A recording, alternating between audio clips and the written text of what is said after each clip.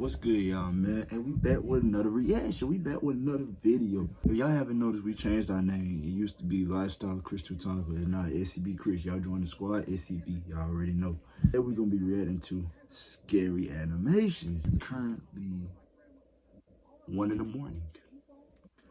Don't ask me why I'm up doing this. I just feel like it. Today we're gonna go ahead and get into this video. Y'all like, comment, subscribe. Y'all subscribe to my vlog channel and my channel that I upload with dirt bikes and cars, so whatever. Y'all, let's go ahead and get into the video. I'm finna go ahead and start recording for y'all, man. It was supposed to be just another sleepover at our friend Liam's house. We were around 13 at the time and really into video games. Liam was the only one who had a PlayStation among our group, so we would often go to his house. This one day, though, his parents were away for a wedding and were going to return quite late into the night, and that for us was the perfect moment to try the Doritos horror game. So this new online horror game by the brand Doritos was launched in the late 2000s as a I don't know if I'm too young to know about it, but I never heard of no Doritos horror game or whatever. I never heard of that before. And by the way, y'all, let me move my little thing right here. Man, y'all subscribe to I Am More Scary too. They upload some good animations, man. Y'all want more of me reacting these? Y'all let me know, because they upload some good stuff. I've been watching them ever since like 2020, 2021. So yeah, y'all subscribe to them. But I've never seen this before though. Marketing ploy to promote their old flavors, which they were bringing back. It was barely there for a few months before being pulled off. A few kids in our school have tried the game and suddenly it became a buzz because it was genuinely scary.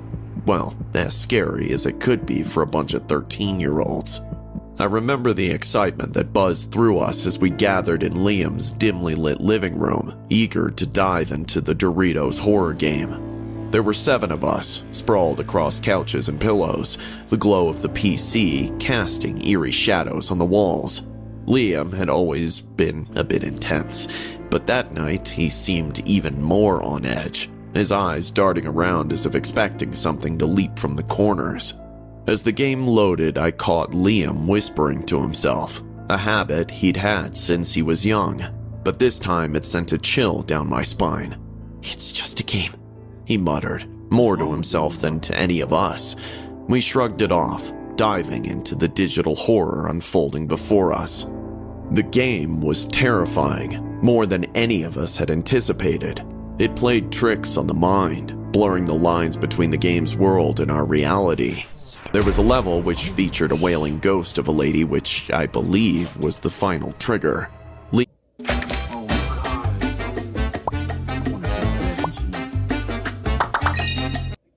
AI Girlfriend is the future of dating. You can customize every detail from her. Liam suddenly paused. Y'all don't do that. That's bad. Y'all do that, y'all down bad. For real. The game, his hands trembling. Did you guys see that? The shadows, they're watching us. He whispered, his voice hoarse. We laughed it off, assuming it was just Liam being weird. We didn't know then that he had a condition. As the game progressed and we got genuinely scared, Liam's behavior grew more erratic. He started flinching at every sound, his eyes wide and unblinking as he stared at the screen. They're here. He hissed suddenly, making us all jump. They're here for us. Chill out, Liam. It's just a game. I tried to calm him, but my own voice faltered, infected by the tension gripping the room. No, Adrian, you don't understand.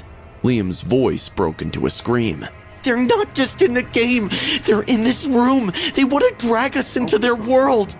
We tried to laugh it off, but the laughter died in our throats as Liam scrambled to his feet, his movement jerky and uncoordinated.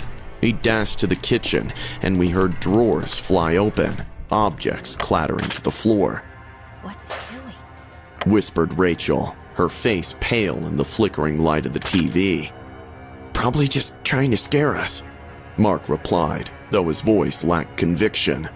The seconds stretched into eternity before Liam reappeared at the doorway, a kitchen knife clutched in each hand. His eyes were wild, red, unrecognizable. He pointed a knife at us, his hand shaking violently. They told me what I have to do. He rasped. I have to kill you all to save myself. Panic erupted. Chairs overturned. Someone screamed. A high keening sound that was abruptly cut off as Liam lunged. The game, forgotten, continued to flicker on the screen, its eerie soundtrack playing to an empty room as we scattered, trying desperately to escape our friend who had turned into a stranger. Chaos reigned as we all scrambled for safety. Liam wasn't mentally there. He no longer recognized any of us, his friends, as anything more than threats. His screams filled the house, a mix of rage and terror, as he chased after us with knives gleaming in the dim light. Only when he got to Mark did we realize this was too real. Mark brought his left hand up to defend himself, but Liam sliced at it like cutting through butter. Mark's thick blood sprayed on the floor as everyone started screaming. I hid behind the sofa, my heart pounding so badly I was sure it would give me away. Through the small gap between the couch and the floor, I watched Liam's feet move frantically around the room. His voice was relentless. You can't hide. I have to do this. It's the only way to end the game. Kill them all. Kill them all. Kill them. His words were punctuated by the sounds of objects being thrown and furniture being overturned. Rachel, braver than the rest, tried to reason with him. Liam, please, man, put the knives down. We're your friends.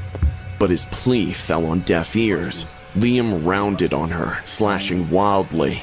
A scream escaped her lips as he fell backward, clutching her face.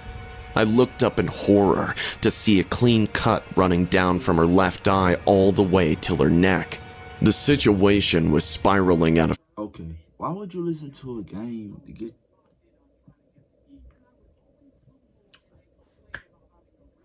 This don't make any sense to me. You listen to a game to get the homies out the game. Then you gon' what you gonna do after that? Play the game again? You just gonna play the game again? I took him out. So now what? You catch a charge, you go to jail. You cry, that's on you. That's on your fault. You wanna listen to a video game. What's wrong with you? What's wrong with y'all, bro? Something really wrong with y'all in the head. I don't need control. Every shout and cry felt like it was from a horror movie, not a reality. I knew I had to do something. Mustering all my courage, I crept from my hiding spot and made a dash for the kitchen. My plan was to find something to defend myself with, or better yet, something to subdue Liam. In the kitchen, I grabbed a frying pan, my hands slick with sweat. I turned just in time to see Liam enter, his eyes scanning wildly. Adrian! His voice cracked, a mixture of fury and confusion. Why are you doing this? Why are you all turning against me? You were always in the Devil's team, weren't you? It's not us, Liam. It's the game. It's messing with your head. I shouted, hoping to break through his delusion. He paused, confusion crossing his features for a split second before it was replaced with renewed conviction. He lunged at me, knives slashing. I swung the frying pan with all my might, hitting him on the side of the head. Liam staggered back, stunned. I grabbed whatever my hands could get and threw at him. Bananas, milk cartons, glass bowls. He just kept swinging the knife. That's when a milk carton got punctured and his knife got stuck. As the milk dripped, I ran out to save my life. Liam tried to give a chase but slipped on the milk and hit his head against the kitchen counter. Breathing heavily, I dropped the pan, which was still in my hand, my entire body shaking. The silence that followed was deafening, broken only by the sound of sirens in the distance. Someone had called the police. My friends had opened the door and ran out to the neighbors. Police barged in just in time as Liam came out again and 2 officers pinned him down. When Liam's parents arrived... Alright, so I'm gonna just stop that one right there. So, cause it's 2 stories that go to this. Well, it's 2 different Doritos stories. This horror game, this so-called Doritos horror game. So, yeah, we gonna go ahead and resume to the next one. I ain't gonna count. I'm kind of getting bored out of this one. So, yeah, we're gonna go to the next one. So, yeah. part of our friend that day. Story 2 is starting. I remember it vividly. That night, Abdul and I decided to play the Doritos horror game back in 2010. We were just two curious 13-year-olds looking for a thrill on a Friday night while my parents were away for a night. Little did we know, that night would turn into a nightmare that still haunts me to this day. As we fired up the game on my old PC, the atmosphere in my room shifted immediately. The air seemed heavier, and an eerie feeling settled over us. Abdul laughed nervously, brushing off the strange sensation. "Come on, Brian, it's just a game," he said, trying to reassure me. So, Doritos launched this online game in the late 2000s, which used the devices and user data to create spooky, original, out-of-the-world horror experiences. It became a hit, but was soon shut down. No one knows the exact reason why such a popular cult game was suddenly pulled off. What happened that night back in 2010, I don't think it was just the game. We had recently shifted to this new house since my dad had suffered a loss in his business, and he decided to sell our own house and rent a new one for the time. It was big, but really cheap. The reason being is that it sat next to a graveyard. Now, our house wasn't much religious, and since my parents were themselves Dutch immigrants, we didn't mind the macabre scenery out of the windows. But I'd heard things in the night sometimes, sounds that shouldn't be heard. And what happened that night, I'd put the finger on the graveyard next to the house rather than the horror game we were eager to explore. My parents didn't allow me to use the computer past 9, but since they were staying overnight in a different city where Dad had gone for a meeting, I invited my school friend Abdul for a sleepover. The game started innocuously enough. We navigated through the virtual hotel's dimly lit corridors, our tasks illuminated only by the flickering light of the game. But as the clock struck midnight, a cold shiver ran down my spine. It wasn't just the eerie sounds from the game or the ghostly light casting long shadows across the room. It was something else, an unsettling feeling that we were not alone. A sudden sharp knock on the window snapped us out of our focus. We paused the game and glanced at each other, hearts racing. "Probably just a branch," I muttered, though the Bro, let me hear that. Bro, bro, my heart would drop. Literally drop. What you talking about? nearest tree was too far to touch the glass. Cautiously, we peered outside, but the darkness hid whatever had made the noise. We could only spot the misty graveyard in the distance. Shaken, we returned to our game, trying to laugh it off. Moments later, the game took a terrifying turn. The screen glitched violently, and for a split second, it showed what looked like the entrance of the very graveyard beside my house, not the virtual hotel lobby we were supposed to see. We stared at the screen, bewildered and scared, as it returned to normal. Dude, did you see that? Abdul whispered, his voice barely hiding his fear. Yeah, I replied, my voice trembling. Let's keep playing. It must be a bug. But the game had changed. Now, each challenge seemed to mirror something terrifyingly personal. One task had us singing a lullaby to calm a spectral child, and as we hesitated, the sound of a real child's laughter echoed through my house. Chills ran up my spine as we searched the room with wide eyes, only to find nothing. The final straw came when the game dared us to enter a room in the hotel, marked with the same number as my house address, 666. As we hesitated, the air grew oppressively cold, and the faint smell of soil and decay seeped through the room. Before we could make a move, the lights flickered out, plunging us into darkness. A low, mournful moan filled the air, rising from the direction of the graveyard. Turn it off! Abdul shouted, panic-stricken, fumbling in the dark. I scrambled towards the laptop, my hands shaking uncontrollably, but before I could shut it down, a piercing scream erupted from the speakers, followed by an ominous silence. Then, in the blackness, we heard it. Slow, deliberate footsteps approaching from the kitchen. Something unseen brushed past me, its touch like ice. Run! I yelled, and we bolted towards the staircase, not daring to look back as the footsteps grew louder, chasing us with a relentless, ghostly stride. As we reached the top of the stairs, the air turned frigid, and the door to my room swung open on its own, revealing nothing but engulfing darkness inside. We backed away, breaths visible in the freezing air, as a deep, guttural growl emerged, followed by a movement in the darkness. The figure that emerged from the shadows bore a striking resemblance to a character from the game, but it moved with a fluidity that no digital animation could replicate. Its eyes locked onto us, its gaze piercing through the dim light. Abdul backed away, stumbling over the stairs. Brian, what is that? He gasped. I could barely find my voice. I don't know, but we can't stay here.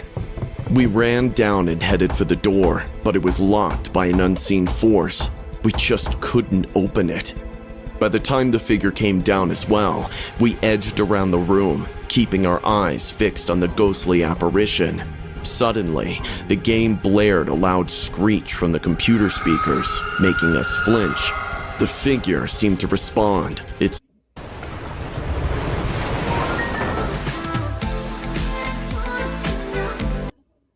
Hi, excuse me, miss, hello.